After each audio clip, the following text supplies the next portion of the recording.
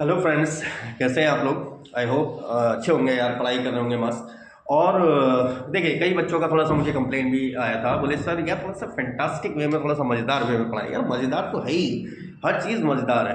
बस थोड़ा सा सोचने का तरीका बदलिए और ये चीज़ें देखिए कि यार जो हम आप जैसे मैं आपको देख रहा हूँ ना, ठीक है ना। एक्चुअली वैसे तो प्रैक्टिकल वे में तो देख नहीं रहा, लेकिन मेरे सामने जो स्टूडेंट्स बैठे हैं उनको तो देख ही रहा हूँ, ठीक है ना। वो लोग भी पढ़ रहे हैं। लेकिन एक्चुअली क्या है कि जैसे मैं आपको देख रहा हूं तो ये भी तो फिजिक्स ही है, ठीक है ना। मैं आपको देखूं या किसी बालक को देखूं या किसी कन्या को देखूं तो that is also physics. Because without law of optics हम तो ये देख ही नहीं सकते। या मैं खड़ा हूं अर्थ पे तो लॉ ऑफ ग्रेविटेशन यहाँ पर काम कर रहा है, मैं चल रहा हूं तो लॉ ऑफ फ्रिक्शन भी काम कर रहा है, एयर मुझे फ्रिक्ट कर रही है, ठीक है ना। तो वो चीजें थोड़ा सा ध्यान में रखते हुए चलनी है। तो भाई लास्ट हमने जो टॉपिक डिस्कस किया था ना, the topic which was being discussed on the last, it was I think so Kepler's third law of motion by the second method. हमने सेकंड मेथड से इस चीज को डिस्कस किया था। अब बात कर ले रहे हैं थोड़ा सा जो एग्जाम में पूछे गए क्वेश्चंस हैं, that is what is orbital velocity and revolution time of a satellite. Clear कि सैटेलाइट की ऑर्बिटल वेलोसिटी और रिवॉल्यूशन टाइम क्या होता है। अब पहले तो ये जानना जरूरी है कि भाई सैटेलाइट क्या चीज है या प्लेनेट क्या चीज है। देखो हमने अपने सोलर सिस्टम में क्या देखा हुआ है भाई, जितने भी जैसे सन हमारा ये है, ठीक है ना। सन के चारों तरफ जो स्पेस बॉडीज हैं वो इस तरह से इलिप्स में रोटेट करते हैं, ठीक है ना। और सन कहां पर होता है, उसके किसी एक फोकस पर होता है। तो जितनी भी स्पेस बॉडीज हैं जो सन के अराउंड इन इलिप्टिकल ऑर्बिट्स में रिवॉल्वेशन कर रही हैं, ठीक है ना। सन के अराउंड इन इलिप्टिकल ऑर्बिट्स में रिवॉल्वेशन कर रही हैं। वैसे तो 9 प्लैनेट हैं आपके, ठीक है ना। 9 प्लैनेट है, उतने सारे तो नहीं दिखा रहा मैं, लेकिन सारे के सारे क्या कर रहे हैं, इसके अबाउट इलिप्टिकल ऑर्बिट में रिवॉल्वेशन कर रहे हैं। और सन कहां पर है, उसके किसी एक फोकस पॉइंट पर है। हर इलिप्स के फोकस पर है, हर इलिप्स के फोकस पॉइंट पर प्रेजेंट है। तो जितनी भी स्पेस बॉडीज सन के अराउंड मोशन करती हैं उनको तो बोलते हैं हम प्लैनेट। अरे बात क्लियर। वो क्या, कौन सी बॉडी कहलाती है, वो प्लेनेट कहलाती है जो किसके अराउंड मोशन करती है, सन के अराउंड। एवं वो space bodies, is that clear. मान लीजिए ये मेरी अर्थ है, वो स्पेस बॉडी जो अर्थ के अराउंड रिवॉल्वेशन कर रही होगी, इज दैट क्लियर। जैसे ये मेरी अर्थ है, इज दैट क्लियर। ये सन था, ये मेरी अर्थ अगर रिवॉल्वेशन कर रही है, ये अर्थ रिवॉल्वेशन कर, अब इसके अबाउट जो रिवॉल्वेशन करेगी ना जो बॉडी, मतलब ऐसी स्पेस बॉडी जो अर्थ के अबाउट रिवॉल्वेशन कर रही है, उसको बोलते हैं हम सैटेलाइट। जैसे कि हमारा मून, मून एक नेचुरल सैटेलाइट है अर्थ की। मून 27 दिन में अपना एक चक्कर कंप्लीट कर लेता है ना, 27 डेज में एक अपना साइकिल अपनी कंप्लीट कर लेता है। तो वो क्या है, बेसिकली एक नेचुरल सैटेलाइट है। तो सैटेलाइट हम किसको बोल रहे हैं, जो प्लेनेट के अराउंड सर्कुलर ऑर्बिट्स में क्या कर रहा है, रिवॉल्वेशन कर रहा है, या प्लेनेट के अराउंड रिवॉल्व कर रहा है। Is that clear. तो आप लोग समझ गए होंगे मैंने क्या कहा आपसे, कि वो स्पेस बॉडीज जो सन के अराउंड मोशन करती हैं, ठीक है ना, सन के अराउंड इलिप्टिकल ऑर्बिट में जो मोशन कर रही हैं उनको तो कह रहे हैं हम प्लैनेट। और वो स्पेस बॉडीज जो किसी प्लैनेट के अराउंड रिवॉल्वेशन कर रही हैं, that are known as satellite. और हमारे पास आज जैसे हमारी मून, तो हमारा क्या था भाई, अगर मैं इसको, जैसे हमारी अर्थ है, ये अगर हमारी अर्थ है और ये मून है, मून तो हमारी कौन सी सैटेलाइट है, एक नेचुरल सैटेलाइट है। इसी तरह से मार्स की 2 आपकी नेचुरल सैटेलाइट है, जुपिटर की 12 नेचुरल सैटेलाइट है, ठीक है ना, सैटर्न की 10 नेचुरल सैटेलाइट है। तो वो तो नेचुरल है, लेकिन हम जो यहां से भेजते हैं अर्थ से, ठीक है ना, वो कौन सी सैटेलाइट है, आर्टिफिशियल सैटेलाइट है। और वो अलग अलग ऑर्बिट में मोशन करती हैं। जैसे लोवेस्ट अर्थ ऑर्बिट होती है, मिडिल अर्थ ऑर्बिट होती है, फिर एक जियो स्टेशनरी ऑर्बिट होती है, ठीक है ना, जो सबसे हाईएस्ट डिस्टेंस पर होती है। लेकिन होगा किसमें, अर्थ के ग्रेविटेशन में ही मूव करेंगी वो। Is that clear. तो फर्स्ट ऑफ ऑल हमारी डेफिनेशन क्या बनेगी, देखो प्लैनेट किसको बोल रहे हैं हम, वे स्पेस बॉडी जो सन के अराउंड रिवॉल्वेशन कर रही है। सैटेलाइट वो स्पेस बॉडी जो किसी वो स्पेस बॉडी जो सन के अराउंड रिवॉल्वेशन कर रही है, वो तो प्लैनेट। और सैटेलाइट कौन सी हो गई, वो स्पेस बॉडी जो किसी प्लैनेट के अबाउट रिवॉल्वेशन कर रही है, जैसे अर्थ हमारा एक प्लैनेट है, ठीक है ना। ये तो एक एग्जांपल हो गया कि मून हमारी नेचुरल सैटेलाइट है क्योंकि हम अर्थ के अंदर है।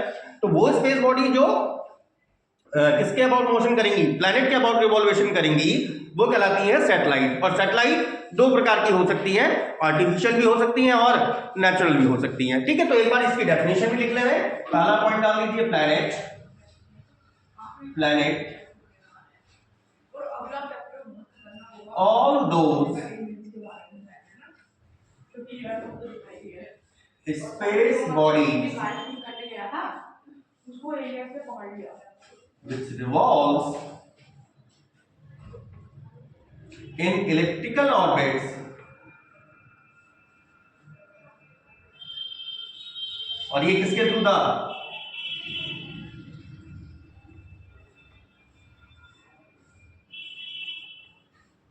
Kepler's law, ठीक है ना? All space bodies, all those space bodies which revolves in elliptical orbits around the sun,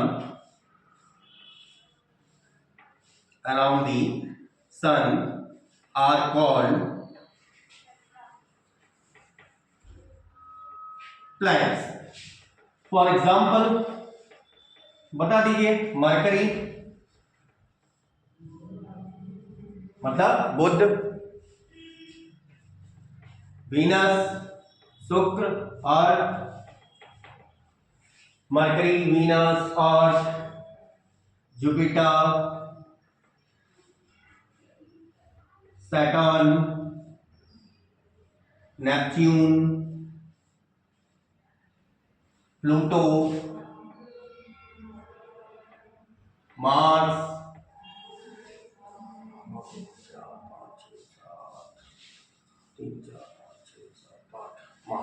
etcetera. और इसमें से देखो मरकरी क्या होता है, सन के सबसे पास में होता है, ठीक है। तो कुल मिला के हमारे 9 प्लैनेट्स होते हैं। 9 प्लैनेट जो है हमारे सोलर सिस्टम की अगर हम बात करें उसमें 9 प्लैनेट्स हैं, मरकरी, वीनस, अर्थ, जुपिटर, मार्स, मार्स भी ले लिया हमने, हाँ मार्स ले लिया, Jupiter, Saturn, Neptune, Pluto etcetera, ठीक है। चलिए कुल मिला के 9 प्लैनेट्स हैं एक्सेट्रा। एंड जो हमारा हम जो बोल रहे थे क्या, सन के सबसे जो क्लोजेस्ट है दैट इज मरकरी, और जो सन से सबसे दूर होता है दैट इज प्लूटो। वो हमारा कौन सा प्लैनेट है, दैट इज प्लूटो, वो प्लूटो आपका कहलाता है। तो here mercury is the nearest planet to sun, while Pluto is very far from sun। ये तो आ गया हमारे किसकी डेफिनेशन, प्लैनेट की डेफिनेशन आ गई। आई थिंक सो आपके क्लियर हो गया होगा, तो एक बार इसको कॉपी कर लीजिए, then after we will start from the top. फिर हम एक बार सैटेलाइट की डेफिनेशन लिखते थे, और सैटेलाइट मैंने आपको बता चुका हूं 2 प्रकार की, एक नेचुरल और एक फिर आर्टिफिशियल। अब बात कर लेते हैं सैटेलाइट की। सैटेलाइट क्या था, जो प्लैनेट के अबाउट रिवॉल्वेशन करते हैं। अच्छा हाँ, वहां पर हमारा प्लैनेट में शायद एक प्लैनेट छूट गया था, उसमें एक प्लैनेट यूरेनस, 8 तो हमने लिख दिए थे, यूरेनस आप उसमें ऐड कर दीजिएगा, ठीक है।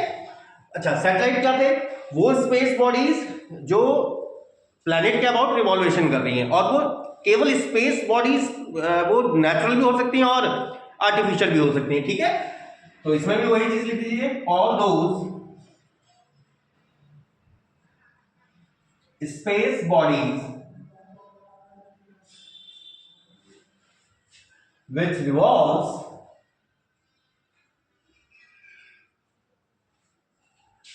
around a satellite,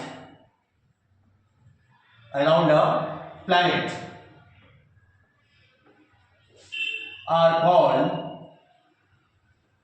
satellite।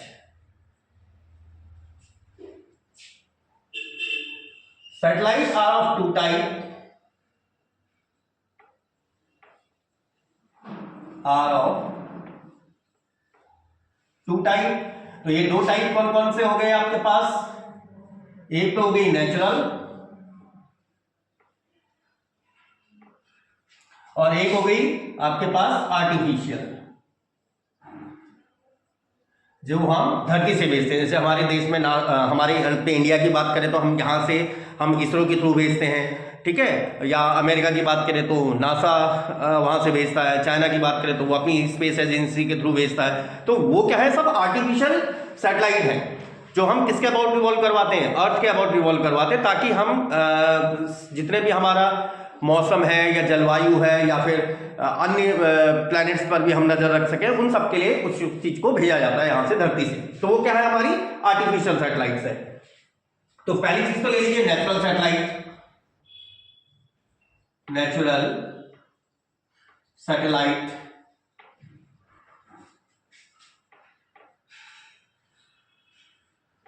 इसमें ले लीजिए, like moon is a natural satellite, moon is a natural satellite of earth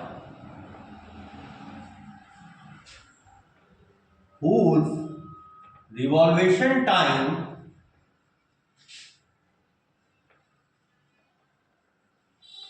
is of 27 days around the earth।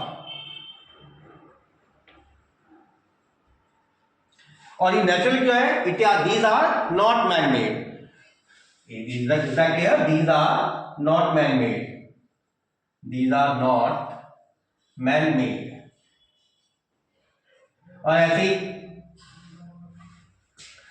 और ऐसे में आपको बताया था कि मार्स की 2 है, जुपिटर की 12 है, ठीक है ना। सिमिलरली आप चाहे तो लिख लें,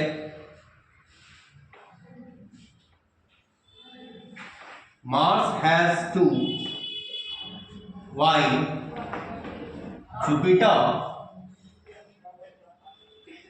has 12 नेचुरल सैटेलाइट। दूसरा आया था artificial, these are man-made satellites, these are man-made satellite which belongs in different orbits around the earth, जिसमें पहला तो आ जाता है लियो, लोएस्ट अर्थ ऑर्बिट,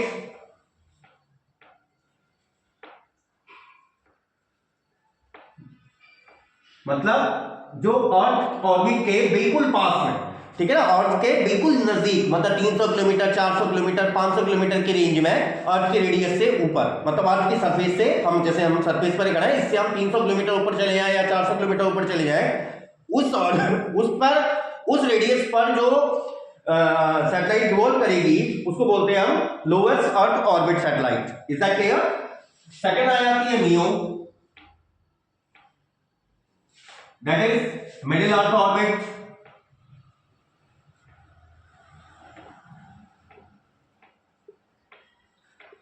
जो 1000 से, अब अर्थ की सरफेस से 1000 या 1200 किलोमीटर के ऊपर लेंथ पे चले जाए हम, तो आ जाती है मिडिल अर्थ ऑर्बिट। और तीसरा आ जाता है geo. Is that clear? That is geostationary orbit.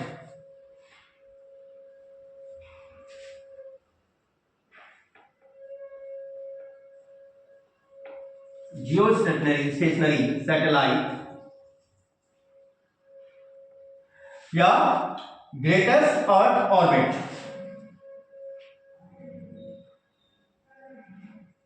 ये लगभग 2000 किलोमीटर की हाइट पर होती है।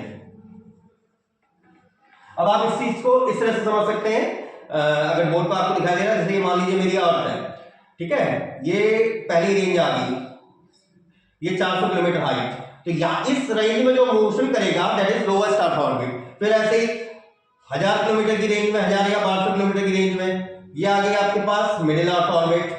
और 2000 किलोमीटर की रेंज में जो मोशन करता है अर्थ की सरफेस से, मतलब ये हाइट 2000 किलोमीटर, 2000 किलोमीटर की हाइट पर, तो वो आ जाती है कौन सी?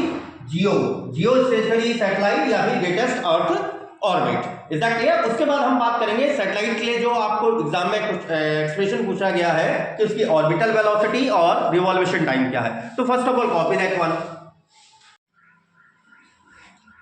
देखिए मुझे ऐसा लगा कि शायद हो सकता है आपको नीचे फिगर दिखाई नहीं दिया हो, तो मैं समझा दे रहा हूं ताकि आपके समझ में आ जाए, क्योंकि देखो मेरा काम ही यही है भाई कि आपको प्रॉपर वे में समझ में आए।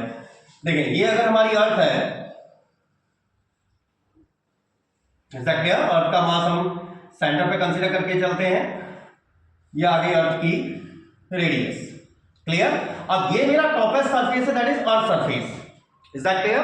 अर्थ सरफेस से अगर मान लीजिए ये हाइट ये हाइट, यहां तक की हाइट,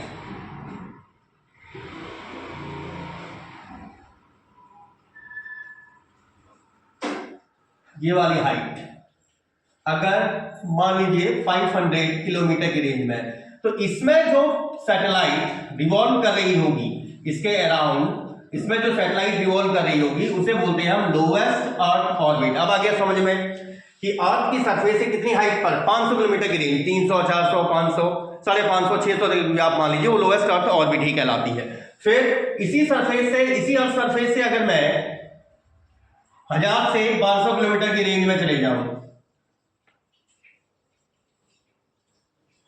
मतलब ये वाला हाइट, जो सैटेलाइट यहां रिवॉल्व कर रही होगी, ये जो सैटेलाइट ऐसे रिवॉल्व कर रही होगी, इसमें इस तरह से रिवॉल्वेशन कर रही होगी, ये कहलाती है मिडिल अर्थ ऑर्बिट। ऐसा क्लियर? केवल अर्थ सरफेस से कितनी हाइट पर चले गए आप, ये अर्थ की सरफेस ही अर्थ सरफेस से कितनी हाइट पर, 1000 से 1200 किलोमीटर की हाइट पर। फिर नेक्स्ट आ जाता है कि अगर हम अर्थ सरफेस से, इसी अर्थ की सरफेस से यहां से 2000 किलोमीटर की एबव हाइट पर चले जाए, तो ग्रेटेस्ट अर्थ ऑर्बिट या जियो स्टेशनरी सैटेलाइट भी नहीं कहा जाता है, ठीक है ना। तो ये आपका कौन सा रेंज है, यहां से लेके यहां तक की हाइट है 2000 किलोमीटर। इस में जो सैटेलाइट रिवॉल्व करेगी that is greatest earth orbit या जियो स्टेशनरी सैटेलाइट कहते हैं उसे हम। अब आगे होगा, आगे थिंक समझ, तो अर्थ की सरफेस के जो बिल्कुल नजदीक है दैट इज लियो, जो उससे थोड़ा सा हाइट पर है दैट इज मियो, जो उससे भी ज्यादा हाइट पर है that is GEO. Is that clear? Now we are talking about the orbital velocity and revolution time of a satellite. चलिए, तो अब आए थे हम orbital velocity of a satellite, ठीक है ना। तो सैटेलाइट क्या है, अर्थ के ग्रेविटेशन में ही घूम रही है। तो हम मान ले रहे हैं कि हमारी अर्थ ये है, दैट इज अवर अर्थ, जिसका मास हम मान ले रहे हैं m है और इसकी radius r। Is that clear? और एक सैटेलाइट, कोई भी एक सैटेलाइट हमारी जो हम मान के चल रहे हैं, अर्थ की सरफेस से h हाइट पर, ये मान लीजिए h हाइट पर इसके अबाउट सर्कुलर ऑर्बिट में क्या कर रही है, रिवॉल्वेशन कर रही है। और हम मान ले रहे हैं इस सैटेलाइट का मास कितना है, ये सैटेलाइट है हमारी कोई m। अब ये सैटेलाइट चाहे लियो ले लो, चाहे मियो ले लो, चाहे जियो ले लो, तीनों में से आप कोई भी ले सकते हैं, क्योंकि ये h हाइट तो डिपेंड कर जाएगी हमारी 500 किलोमीटर है, 1000 किलोमीटर है, या फिर 2000 किलोमीटर से ऊपर की हाइट पर है, या 2000 किलोमीटर पर है। तो वो डिपेंड फिर कर जाएगा लियो की ऑर्बिट है, मियो की ऑर्बिट है, या जियो की ऑर्बिट है। तो हम ये मान के चले, अभी for the sake of convenience मान लेते हैं कि अर्थ के सेंटर से इसकी दूरी r है। मतलब यहां पर हम क्या कंसीडर करके चल रहे हैं, r बराबर किसके है, r प्लस h है। Is that clear? अच्छा, अब इसका मतलब जो हमारी ये जो सैटेलाइट है ये r रेडियस के ऑर्बिट पे रिवॉल्वेशन कर रही है अर्थ के अबाउट। तो डेफिनेट है कि अर्थ का मास तो m है, ऑर्बिट का जो सैटेलाइट है, सैटेलाइट का मास m है, अर्थ के ग्रेविटेशन फील्ड में घूम रही है। तो भाई लॉ ऑफ ग्रेविटेशन के अनुसार इन दोनों के बीच जो काम करने वाला फोर्स होना चाहिए, ग्रेविटेशनल फोर्स, और वो कहां की ओर होगा, रेडिकली इनवर्ड, अंदर की तरफ। ये ग्रेविटेशनल फोर्स कितना होना चाहिए, दैट शुड बी Gm और upon r square. Is that clear? ये स्मॉल r में बता चुका हूं किसके बराबर है, r प्लस h के बराबर है। तो ये हमारा फोर्स होना चाहिए। अच्छा, लेकिन हम जो सैटेलाइट को कंसीडर करके चल रहे हैं, सैटेलाइट किस ऑर्बिट में रिवॉल्वेशन कर रही है, it is revolving in a circular orbit. अगर ये सर्कुलर ऑर्बिट में रिवॉल्वेशन कर रही है तो इसका मतलब है कि इस पर एक सेंट्रीपिटल फोर्स भी काम कर रहा है, अभिकेंद्रीय बल भी काम कर रहा है नीचे की तरफ, ठीक है ना, इन द इनवर्ड डायरेक्शन। एक अभिकेंद्रीय बल काम कर रहा है जो सेंटर की ओर काम कर रहा है। Is that clear? तो वो सेंट्रीपिटल फोर्स आया कहां से होगा, इसी ग्रेविटेशनल फोर्स से मिला होगा। वो सेंट्रीपिटल फोर्स होगा कितना भाई, अगर हम ये मान लें कि ये v वेलोसिटी से रिवॉल्वेशन कर रहा था, अगर हम ये कंसीडर कर लें कि ये v वेलोसिटी से अर्थ के अबाउट सर्कुलर ऑर्बिट पे रिवॉल्वेशन कर रहा है, तो इस पर काम करने वाला जो f सेंट्रीपिटल होना चाहिए दैट शुड बी कितना होना चाहिए, m v स्क्वायर बाय आप लेकिन एफसी कहां से मिला है, इसी ग्रेविटेशन फोर्स एफ से ही तो प्राप्त हुआ है, कोई अलग सोर्स तो कहीं से आया नहीं। इसका मतलब that means G M M R square बराबर होना चाहिए M V square by R. इस टर्म से ये टर्म कैंसिल आउट, इस टर्म से ये आर की squaring cancel out, V square आ गया किसके, जी एम बाय आर। अच्छा, लेकिन अगर कोई ऑब्जेक्ट, आप ये समझिएगा, अगर कोई ऑब्जेक्ट अर्थ की सरफेस पर होता है, क्योंकि ये भी तो अर्थ के ग्रेविटेशन में ही है, अगर कोई ऑब्जेक्ट भाई जैसे हमारा अर्थ सरफेस, अर्थ था, ये इस अर्थ का मास हम यहां कंसीडर करके चल रहे थे, अर्थ की रेडियस यहां, अगर कोई ऑब्जेक्ट यहां पर होता, इज दैट क्लियर, तो उस ऑब्जेक्ट पर कितना ग्रेविटेशन फोर्स काम करता, मान लीजिए यहां पर कोई एम डैश होता, तो इस पर ग्रेविटेशन फोर्स एफ कितना होता, G M dash upon R square. लेकिन जो ग्रेविटी इसको खींच रही होती भाई, इस ऑब्जेक्ट को भी, इस प्लैनेट पर जो ग्रेविटेशन पुल काम कर रहा ना नीचे की तरफ, इस पर जो ग्रेविटेशनल पुल काम करता, वो ग्रेविटेशनल पुल किसके बराबर हो जाता, वो ग्रेविटेशनल पुल हो जाता किसके बराबर, एम डैश जी। तो ये एम डैश जी जो ग्रेविटेशनल पुल आ रहा है धरती की ओर, ये जो यहाँ एम डैश मास पर जो धरती की ओर ग्रेविटेशनल पुल आ रहा है, ठीक है ना, तो वो एम डैश जी है, और इनके बीच ग्रेविटेशन फोर्स काम करने वाला G M dash upon R square है, मतलब G M dash upon R square को ही आप एम डैश जी लिखते, इसका मतलब जी को आप क्या लिखते, G M by R square, मतलब जो ग्रेविटेशनल पुल काम करेगा इस प्लैनेट, सॉरी इस सैटेलाइट पर, इस सैटेलाइट पर जो ग्रेविटेशनल पुल काम करेगा, सिंस जो ग्रेविटेशनल पुल है जी, इसकी वैल्यू होती है G M by R square, तो इसका मतलब आप जी एम को क्या लिख सकते हैं, जी आर स्क्वायर 10, जो वेलोसिटी है, वेलोसिटी का स्क्वायर क्या बन गया, G R square by R, या फिर वेलोसिटी क्या आ गई, R under root G by R, और यही ऑर्बिटल वेलोसिटी का रिक्वायर्ड एक्सप्रेशन है। और ये एक्सप्रेशन देखो आपको क्या बता रहा है, दिस एक्सप्रेशन आर अर्थ की radius is constant 6700 kilometre, G gravitational pull that is 9.8 metre पर सेकंड स्क्वायर, ये भी कांस्टेंट, आर, अब ये आर कितना है, ये आर किस पे डिपेंड कर रहा है, ये तो कांस्टेंट है, ये एच हाइट जितनी बड़ी होगी या जितनी छोटी होगी, भाई ये छोटा, ये वाला आर, ये तो आर, ये वाला आर तो फिक्स्ड है, ठीक है ना, ये अर्थ की रेडियस है, एच हाइट, ये एच हाइट ये छोटा बड़ा, मतलब ये लियो में है, नियो में है या जियो में है, इस बात पर निर्भर कर रहा है। तो ये एक्सप्रेशन मुझे क्या बता रहा है कि v इज प्रोपोर्शनल टू है 1/√r। अब r का मान अगर बड़ा हुआ, r का मान बड़ा मतलब h की वैल्यू अगर बड़ी हुई, तो वेलोसिटी क्या हो जाएगी, छोटी। इसका मतलब जो सैटेलाइट अर्थ की सरफेस से जितनी हाइट पर होती है, मतलब जियो स्टेशनरी ऑर्बिट जो होगी, जियो या ग्रेटेस्ट अर्थ ऑर्बिट जो होगी, वहां पर घूमने वाली सैटेलाइट की वेलोसिटी r, उसके लिए h का मान बहुत बड़ा होगा, क्योंकि जियो स्टेशनरी तो यहां से 2000 किलोमीटर हाइट पे चली जाएगी ना, तो r की वैल्यू अगर बढ़ी है तो वेलोसिटी कम हो गई। इसका मतलब जो जियो में घूम रही होगी उसकी वेलोसिटी सबसे कम, जो मियो में घूम रही होगी उसकी वेलोसिटी उससे ज्यादा, जो लियो में घूम रही होगी उसकी वेलोसिटी उससे भी ज्यादा हो जाएगी। मतलब जो अर्थ की सरफेस के सबसे नियरेस्ट ऑर्बिट में घूमते हैं या लियो में घूमते हैं, वो उन सैटेलाइट्स की वेलोसिटी सबसे ज्यादा होती है।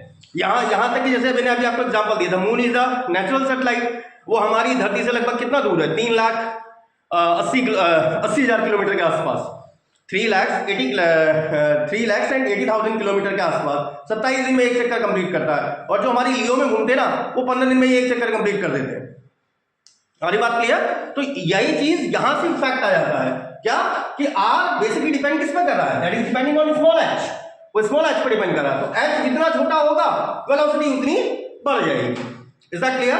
तो ये चीज आपको समझ में आ गई। एक बार इसका थ्योरेटिकली भी इसको एक बार हम डिफाइन कर लेते हैं। तो एक बार खाली मैथमेटिकली इतना कॉपी कर लीजिए, देन फिर इसको हम थ्योरेटिकली भी डिफाइन कर रहे हैं, क्योंकि थ्योरेटिकली लिखना भाई कंपलसरी है एग्जाम में। चलिए, तो आपको कैलकुलेशन तो समझ में आ गई, एक बार थ्योरेटिकल वे में भी एक्सप्लेन कर लेते हैं। ठीक है, तो हम मान ले रहे हैं कि let a satellite of mass small m is revolving in a circular orbit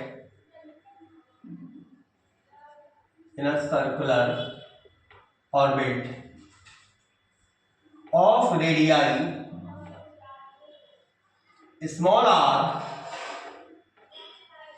that is small r, around the earth. Let a satellite of mass m is revolving in a circular orbit of radii r equals to r plus s around the earth, taking O as a centre. अब आप कहोगे sir ये O तो कहाँ है figure में, तो O ये है भाई, इसको सेंटर मानकर. ठीक है, revolving in a circular orbit of radii r around the earth, taking O as a center. Let v is orbital velocity of satellite. Then तो v अगर ऑर्बिटल वेलोसिटी है सैटेलाइट की, then the gravitational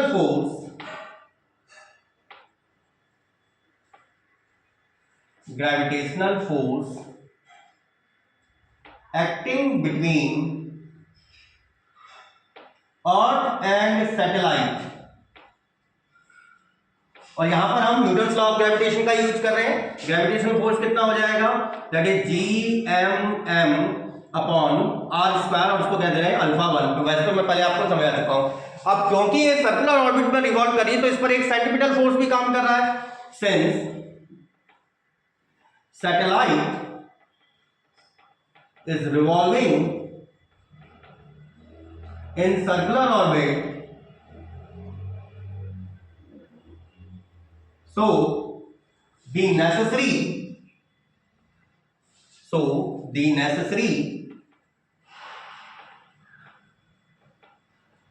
centripetal force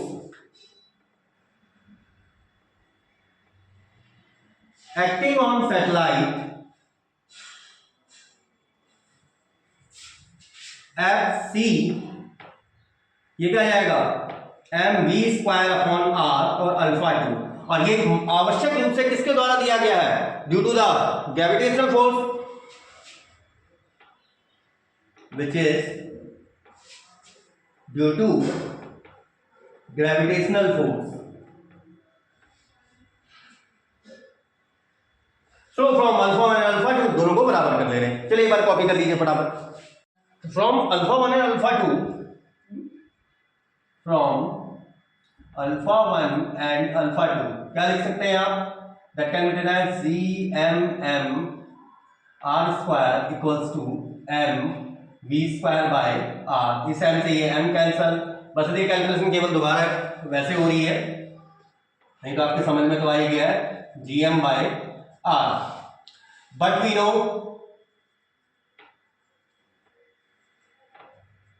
the gravitational pull, the gravitational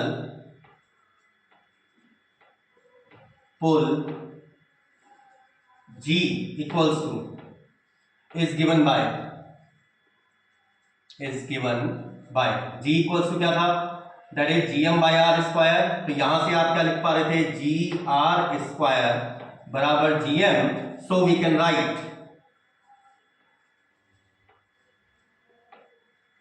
the orbital velocity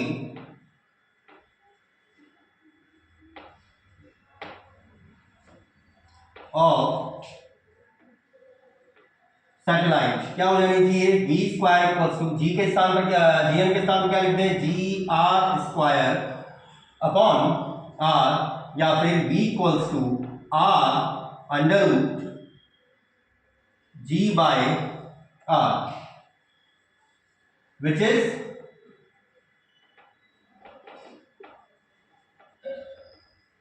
required expression for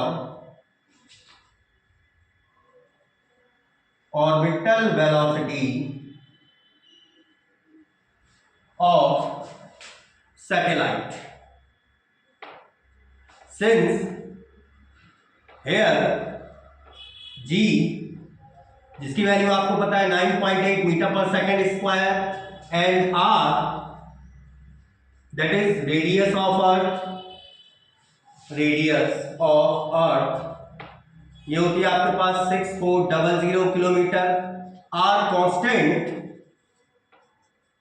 so v को आप किसके proportional लिख सकते हैं, v proportional to 1 upon under root R. और ये एक्सप्रेशन मुझे क्या बता रहा है कि जो मैं आपको पहले ही बता चुका हूं कि अर्थ के सेंटर से सैटेलाइट जितनी हाइट पर रिवॉल्व करेगी उसकी वेलोसिटी उतनी कम होगी, और इसका मतलब अर्थ के नियरेस्ट ऑर्बिट में या लियो में मोशन करने वाली सैटेलाइट्स की जो वेलोसिटी होती है सबसे ग्रेटेस्ट होती है। तो फर्स्ट ऑफ ऑल इसको कॉपी कर लीजिए, देन आफ्टर हम वो चीज लिख दे रहे हैं एक बार।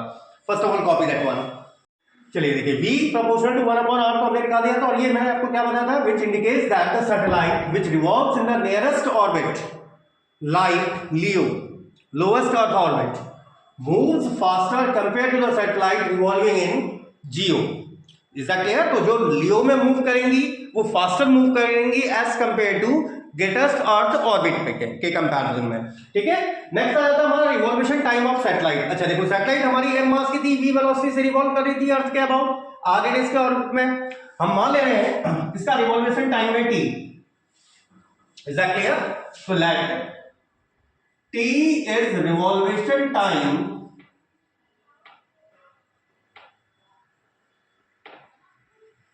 Of satellite. अच्छा, तो वेलोसिटी होता क्या है भाई? अगर हमें वेलोसिटी को कैलकुलेट करना है तो वेलोसिटी आप क्या कहते हो, डिस्टेंस या डिस्प्लेसमेंट अपॉन टाइम। तो एक चक्कर में आपने इसने कितना डिस्टेंस ट्रैवल किया गया होगा भाई, आर रेडियस की ऑर्बिट में ये मूव कर रही है, तो एक कंप्लीट साइकिल में इसने कितना चक्कर चला होगा, मतलब इसकी सर्कमफ्रेंस ट्रैवल कर दी होगी, that is 2 pi R upon एक साइकिल में लिया गया time, that is distance upon time, और वेलोसिटी दी हुई it is 2 pi R upon T, या फिर टी को ही आप क्या लिख सकते हैं, 2 पाई आर अपॉन वी। अच्छा, सिंस वेलोसिटी को अब भी आपने कैलकुलेट किया था under root mv square by R था ना, gm बाय आर, वेलोसिटी की वैल्यू ये थी, तो इस वेलोसिटी की वैल्यू को यहां प्लेस कर सकते हैं। तो t का आप क्या लिख सकते हैं, 2 पाई आर, वेलोसिटी का एक्सप्रेशन है under root gm by R, या फिर ये बन गया कितना, 2 pi R under root R upon under root gm, that is 2 pi R to the power 3/2 under gm, since यहीं पे लिख दे रहे हैं हम, g बराबर था जो ग्रेविटेशनल पुल था, that is gm by R square. तो gm को क्या लिखेंगे आप, g of R square, R यहां पर क्या है, अर्थ की रेडियस, तो ये आपके पास एक्सप्रेशन क्या आ गया, t can be taken as 2 pi R to the power 3/2 upon r और अंडर रूट g। तो ये होता है इसका revolution time, that is the expression for revolution time of the satellite which is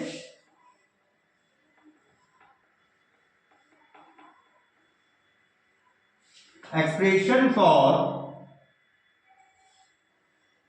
revolution time of satellite. अब ये Kepler के third law को भी ओबे करता है, इस बात को भी हम यहीं पर वेरीफाई कर दे रहे हैं, लेकिन एक बार इसको कॉपी कर लीजिए फर्स्ट ऑफ ऑल। ठीक है, तो हमने फाइनली ऑब्टेन किया था जो कि रिक्वायर्ड एक्सप्रेशन था रिवॉल्यूशन टाइम का। यही वैल्यू को आप ऐसे भी लिख सकते हैं, क्योंकि जीएम को ही हमने जीआर स्क्वायर लिखा था, जिसमें जी तो अंडर के अंदर ही रह गया था और आपका आर आउट कर गया था। ठीक है, तो अंडर जीएम भी इस वैल्यू को लिखा जा सकता है। अच्छा, अगर मैं इसकी स्क्वायरिंग कर दूं, स्क्वायरिंग ऑन बोथ साइड, तो एक्सप्रेशन क्या बन गया, T square equals to 4 pi square R cube upon G M. अब यहां पर एक चीज नोट करो कि ये वैल्यू पूरी तरह से कांस्टेंट है, इसी को आप सी आर क्यूब लिख सकते हैं, where C that is 4 pi square G M, 4 constant, pi constant, G gravitational constant, M mass of the earth constant.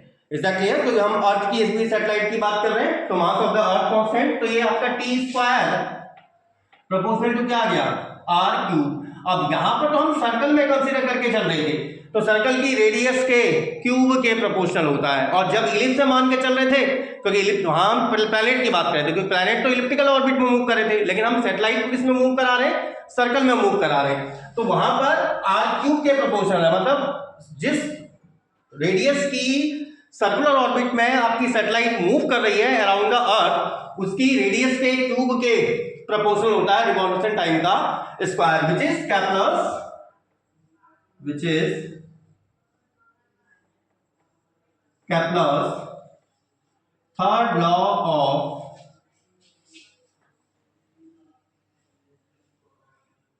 planetary motion। Exact है, यही केपलर का थर्ड लॉ है। तो आई होप सो आपको revolution time, orbital velocity, satellite क्या है, planet क्या है, ये आपको अच्छे से समझ में आ गया होगा। और आज के लिए लेक्चर सफिशिएंट है, और कहीं पर कोई प्रॉब्लम होती है तो यार डेफिनेटली पूछिए, ठीक है ना। तो इसमें कोई दिक्कत नहीं है, कमेंट सेक्शन के थ्रू आप उससे पूछ सकते हैं। आज में कोई टॉपिक को लेकर भी अगर कोई प्रॉब्लम है, जैसे मैं आपको एक चीज बताऊं कि एक स्टूडेंट है हमारा मनोज, उसने हमसे डीएलडी पर कुछ एक लेक्चर बनाने को कहा है। डीएलडी मतलब डिजिटल लॉजिक डिजाइन, ठीक है। तो वो definitely I will make a lecture on that, वो हम डेफिनेटली उस पर एक लेक्चर बनाएंगे। और इसी तरह से अगर आपको कहीं पर कोई प्रॉब्लम होती ना, then you can ask me, तो आप मुझसे जरूर उस बारे में पूछ सकते हैं। टिल देन एंजॉय करिए लाइफ को, मजे करिए लाइफ में, पढ़ाई भी जरूर करिए। Good bye dears.